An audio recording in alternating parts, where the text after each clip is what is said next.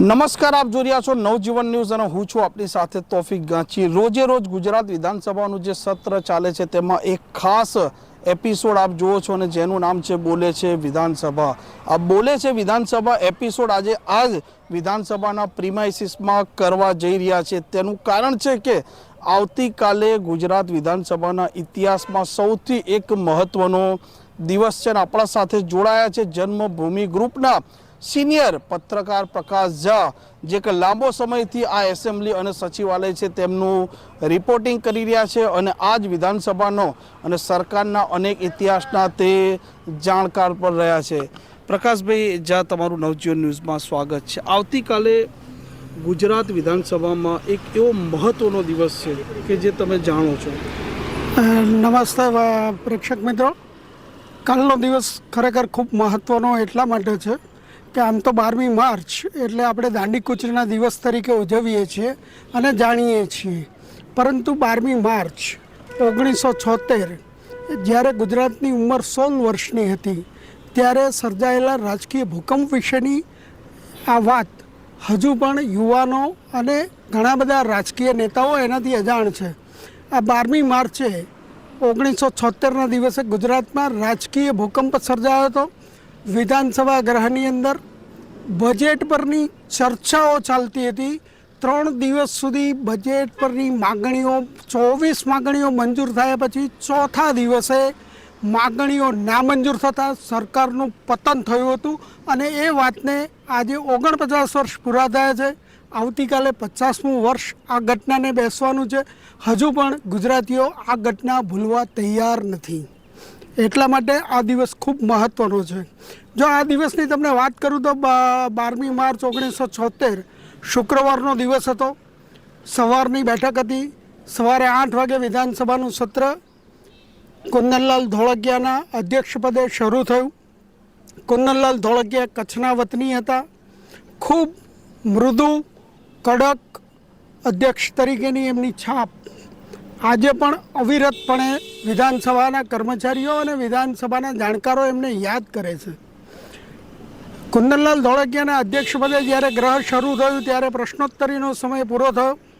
આ પછી એક ના વાંધા મુદ્દો એટલે કે પોઈન્ટ ઓફ ઓર્ડર રજૂ થયો હતો, એના ઉપર ચર્ચા ચાલી અને ત્યારબાદ નાગરિક પુરવઠા વિભાગની માગણી ક્રમાંક 17, 18, 19 અને 20 એમ 4 માગણીઓ તત્કાલીન સંસદીય સચિવ લેખરાજભાઈ હેમરાજભાઈ બછાણીએ રજૂ કરી હતી। માગણીઓ પર લગભગ 10 જેટલા સભ્યો ધર્મસિંહભાઈ પટેલ, પોપટલાલ પટેલ, વલ્લભભાઈ પોપટલાલ પટેલ, નગીનદાસ ગાંધી, નરસિંહદાસ ગોંધિયા, જશવંત મહેતા સહિતના આગેવાનોએ આ ચર્ચામાં ભાગ લીધો। કાશીરામ રાણાએ પણ માગણીઓનું સમર્થન કર્યું અને આ પછી જ્યારે માગણીઓ પરની ચર્ચા પૂરી થયા પછી 12:50 બરાબર 12:50 અધ્યક્ષ સંસદીય સચિવશ્રીના જવાબ પછી માગણીઓ મત ઉપર મૂકી અને જ્યારે માગણી ક્રમાંક 17 મત ઉપર રજૂ થઈ ત્યારે વિપક્ષમાં રહેલા છબીલદાસ પ્રાગજીભાઈ મહેતા, જે પૂર્વ મુખ્યમંત્રી હતા, તેમણે ઊભા થઈ અને ગૃહમાં મતદાનની માગણી કરી। એ સાથે જ આખા ગૃહમાં સન્નાટો છવાઈ ગયો। આ પછી અધ્યક્ષ કુંદનલાલ ધોળકિયાએ આદેશ કર્યો કે દરેક સભ્યો ઊભા થઈ અને પોતે માગણીના સમર્થનમાં અને વિરોધમાં એ રીતે પોતાના સ્થાને ઊભા થઈ અને ગણતરી કરવાની રહેશે અને એ રીતે મતદાન થશે। મતદાનની પ્રક્રિયાનો પ્રારંભ થયો અને બરાબર 12:59 મતદાન પૂર્ણ થયું ત્યારે માગણીઓની તરફેણમાં 87 મત અને માગણીઓની વિરુદ્ધમાં 89 મત પડતા માગણીઓ નામંજૂર થઈ હતી અને આ પછી અધ્યક્ષશ્રીએ જાહેરાત કરી કે માગણીઓ નામંજૂર કરવામાં આવે છે। વિધાનસભા ગૃહના ઇતિહાસમાં વિધાનસભામાં અંદાજપત્ર પરની માગણીઓ નામંજૂર કરવાની આ એકમાત્ર ઘટના છે અને ખૂબ ઐતિહાસિક ઘટના છે, કારણ કે એ દિવસે વિધાનસભા ગૃહની કામકાજ પૂરું થતાં અધ્યક્ષે અચોક્કસ મુદત સુધી ગૃહની કાર્યવાહી મુલતવી રાખવાની પ્રથમવાર જાહેરાત કરી હતી. 16 વર્ષના રાજકીય વાતાવરણમાં બનેલી આ પહેલી ઘટના પછી ગુજરાતમાં રાષ્ટ્રપતિ શાસન લાદવામાં આવ્યું અને બાકી રહેલું બજેટ એ સંસદમાં રજૂ થયું અને સંસદમાં એ મંજૂર કરાયું હતું. આમ ગુજરાતમાં 12મી માર્ચ 1976ના દિવસે રાષ્ટ્રપતિ શાસન લાદવામાં આવ્યું હતું. તમે આ એક ઇતિહાસની વાત કરી છે, બોલે છો વિધાનસભાનો એપિસોડ ચાલે છે જેનાથી પણ તમે જાણો છો એ વખતે સરકાર કોની હતી, એવા કયા પાત્રો ચર્ચામાં રહ્યા, કારણ કે દર્શકો આટલો જૂનો ઇતિહાસ પણ જાણતા નથી, એના વિશે કંઈ તમે પ્રકાશ પાડી શકો તો? બાબુભાઈ જશભાઈ પટેલની સરકાર હતી. 1975માં કટોકટી લાદવામાં આવી હતી. ત્યારે જનતા મોરચાની સરકારે ગુજરાતમાં રાજ કરતી હતી અને બાબુભાઈ સોપારીવાલા, આઈ થિંક હું ભૂલતો ના આવું તો એ નાગરિક પુરવઠા મંત્રી હતા, પરંતુ સંસદીય સચિવ તરીકે ભાજપના જે પૂર્વ સાંસદ રહી ચૂક્યા છે તેવા લેખરાજ બચાણી સંસદીય સચિવ તરીકે હતા અને એમણે આ માંગણીઓ રજૂ કરી હતી સરકાર વતી અને આ માંગણીઓ નામંજૂર થઈ હતી. અને વિપક્ષના નેતા તરીકે માધવસિંહ સોલંકી હતા અને 2 સભ્યોનું જે આ ક્રોસ વોટિંગ થયું એના કારણે આખી એ ઘટના આકાર પામી હતી. 3 બેઠકો ખાલી હતી એટલે વિધાનસભા ગૃહમાં બજેટ પરની માંગણીઓ નામંજૂર થવાની આ એકમાત્ર ઘટના ગુજરાતના ઇતિહાસમાં નોંધાયેલી છે. એ જ વાત આજના દિવસ માટે અતિ મહત્ત્વની અને ખૂબ જ સંવેદનશીલ બાબત છે, કારણ કે આ ઘટનાએ ગુજરાતમાં રાજકીય ભૂકંપ સર્જ્યો હતો અને વિપક્ષની સરકાર જ્યારે હતી એનું પતન થયું હતું.